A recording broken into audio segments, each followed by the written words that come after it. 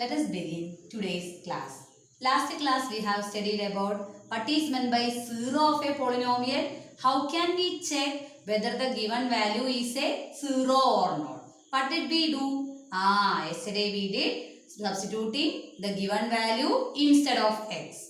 And if we get the last answer as 0, we can say that given x value is a 0 of p of x. That is only checking, isn't it? But today we are going to study about, that is, see this one, we are going to study how to find the 0 of the polynomials. How to find 0 of the polynomial. Yesterday we checked whether the given value is a 0 or not. That is substitution enough to us. But here we need the value of 0 of the given polynomial. Our fourth question, second exercise, last question, isn't it? Now let me see the question. First question is given as p of x equal to cx plus d. Along with this polynomial, they have given that c not equal to 0. That means the c value is always not equal to 0. And c and d are real numbers. What is the real numbers? Except 0 for c, we can give any value for c and d. Whether it is rational, irrational, integers, whole numbers or natural numbers, whatever it may be, is possible. But only one condition, the value 0 is not possible to c. And leave the condition because that condition is needed at the end of the answer, isn't it? So let us begin. How to find 0 of the polynomial? 0 of the polynomial means the x value which gives the whole polynomial as 0. The x value for which p of x equal to 0. So for finding x value, what you have to do is just take the given polynomial. Okay, cx plus d. Equate the polynomial with which one? 0. And we have studied this is a linear equation. Last year we studied how to solve a linear equation. So cx plus d equal to 0. First teacher is transposing d to the side of 0. Plus d become minus d. Then cx equal to minus d. Then you transpose c to the side of minus d. So when you are transposing c to the side, c is multiplied here. So when we are transposing, what we have to do? Divide minus d by c, and here comes the condition. Because c is in the denominator and we have studied the rule of division that division by 0 is meaningless. That's why they have taken already in the question itself, they have given that c not equal to 0, c and d are real numbers. Okay, let us move to the other question. P of x equal to ax given. One condition is also given, a not equal to 0. A cannot be 0. A can be some other numbers. So, for finding 0 of the polynomial, we need to find x value. For getting x value, take the polynomial ax, equate with 0. So, ax equal to 0 means, its meaning is a into x equal to 0. Product of two numbers equal to 0 means one number should be 0. But they told you in question a not equal to 0. So what is the only possibility? That is x equal to 0 is the only possibility. Finished. Next move to p of x equal to 3x minus 2 given. You have to take 3x minus 2 equal to 0.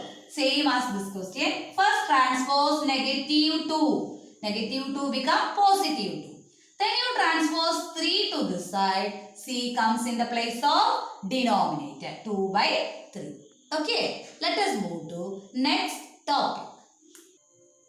Our next subheading is remainder theorem. And it is very important because we need to study. Okay, this is very important for you, remainder theorem. But it is very easy for you. Okay, remainder theorem means here we are going to find the remainder in an easy way. Here we are going to find the remainder in an easy way. In lower classes onwards, you have studied about long division method, and after division, we will have a quotient on the top, we will have a remainder on the below, isn't it? But here, this is an easy way to find remainder in case of polynomials. In case of polynomials, not for other cases. It's easy for you to find remainder in case of polynomials. What is that theorem says that?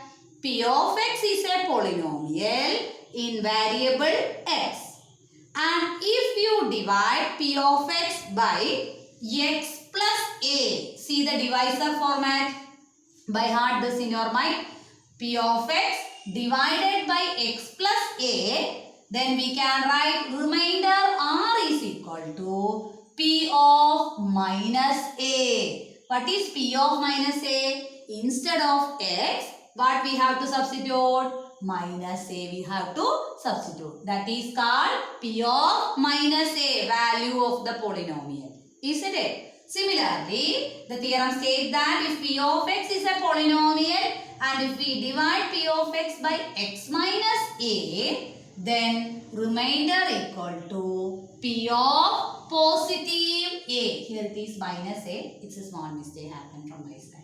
P of x by x plus a. Then you have to take remainder as P of minus a needed. If it is x minus a given, remainder equal to P of positive a. By heart this along with the statement, because sometimes they may ask state remainder theorem and find the remainder of the following. Okay, so you must write the statement. P of x is a polynomial and if it is divided by x plus a, then remainder is P of minus a. If it is x minus a, then remainder is P of positive a. Just interchange the sign of a. Isn't it? Let us move to the question. Find the remainder of the polynomial. Polynomial is same. Okay, and they have taken different divisors. Divisors are different, but polynomial is same. X cube, 3x square, 3x plus 1. So, first we are considering the polynomial is divided by x minus 1 by 2. X minus 1 by 2. This is of the form x minus a. If it is x minus a, what is our remainder? P of positive a. So, teacher has taken P of positive 1 by 2. Substitute here 1 by 2 whole cube plus 3 into 1 by 2 whole square, 3 into 1 by 2 plus 1. So, expand it. 1 by 2 whole cube means 1 by 8 cubes needed. 2 into 2 into 2 like that way. Then 3 is already here and square of this number. So, 3 by 4. And here 3 into number itself. So, 3 by 2 plus 1. Then you add all these by taking LCM for this. What is LCM of all these? 8 itself. So, first number has no change, 1 itself. In order for the second number, how to make 8? Multiplying by 2. So, 6 by 8. So, teacher has taken 6 only. Again, 2, how do you make it? By multiplying with 4. So, 12 by 8. 1, how can we change? 8 by 8. So, 8 as here 1 is replaced by 8. Now add all the numerators. 8, 8 plus 12, 20, 20 plus 6, 26, 26 plus 1, 27, common denominator 8. Okay. Next question is from the same thing, find remainder for the polynomial. And remainder is x only given. X means what will we do? If it is of the form either x plus a or x minus a, we know how to find the remainder. What can we do in this case? When it is x, we can express x as either in the form x plus 0 or in the form x minus 0. So, a value is 0 and 0 has no sign. So, what we have to do? Remainder are equal to directly P of 0. Substitute the value. Only 1 will remain. Remaining terms are all become 0, 0, 0, 0. Okay. Let us move to next question. X plus pi given. This is of the form x plus a. So, what will be our remainder? P of just opposite side. Minus a and here it is minus pi. Then just substitute. Minus pi whole cube plus 3 into minus pi whole square plus 3 into minus pi plus 1. minus 5 whole cube means power is an odd number. Result എന്താണ്? Negative pi cube. But this is square term. So result is positive. That's why teacher written plus 3 pi square. And here is one positive, one negative. Negative 3 pi. Plus 1. Finish. We can't add the terms. Okay. Next one. 5 plus 2x given. Up to this time, we have studied in the case of x plus a or x minus a form. The divisors are in the form of either x plus a or x minus a. But what we do this case? This is in the form of 2x plus 5. What we do to avoid this 2? Two methods are there. Either you divide by 2. Divide by 2. So it becomes x plus 5 by 2 format. Up x plus a. X plus a means p of minus 5 by 2. Or if you need in one, what you have to do another method, equate this equal to 0. Then you can have x value as minus 5 by 2 that we did just now, isn't it? That is second exercise, last question is like this. Find the value of x. So teacher find out the value of x first. That is x equal to minus 5 by 2. Then remainder equal to that p of x, that is p of minus 5 by 2. Now substitute minus 5 by 2 whole cube plus 3 into minus 5 by 2 whole square. 3 into minus 5 by 2 plus 1. Then minus 5 by 2 whole cube means, I told you in case of pi itself, since it is power is an odd number, result is negative. Cube of 5 is 5 into 5 into 5, not 15. It is 125. By 2 into 2 into 2 is 8. And this will become plus multiply by 3 also. For 5 square, 25. 25 into 3, 75 by 4. And this is negative 15 by 2 plus 1.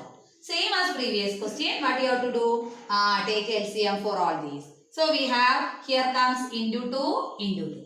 Here comes into 4 into 4. Here comes into 8 by 8. So add the numerators only. Negative 125 plus 150 minus 60 plus 8 by single denominator. By solving all these, we can add negative numbers first. Negative numbers will give you negative 100 and 185. Negative 185 and this one become 158. And their difference is negative 27 by 8. Okay. Now what you have to do is, along with this one, complete the notebook that day itself. Okay. Again from our class, 2 or 3 remains to complete their notes. Okay. Girls almost completed all the notes. I think it's boys. Okay. Complete it as early as possible. Those who didn't complete it, complete it. Others, whenever you are getting time, you can take 2 days or 1 day's time, then you complete it. Along with this completion, what you have to do? There are 2 homework questions for you. Homework question is question number 2 from exercise 2.3. Exercise 2.3, question number 2. And from question number 1, you have to do yourself. That is question number 1 also. After this, if you feel any doubt, you can ask the teacher. Homework also, write it. If you are not getting, you can ask the teacher. Okay, thank you.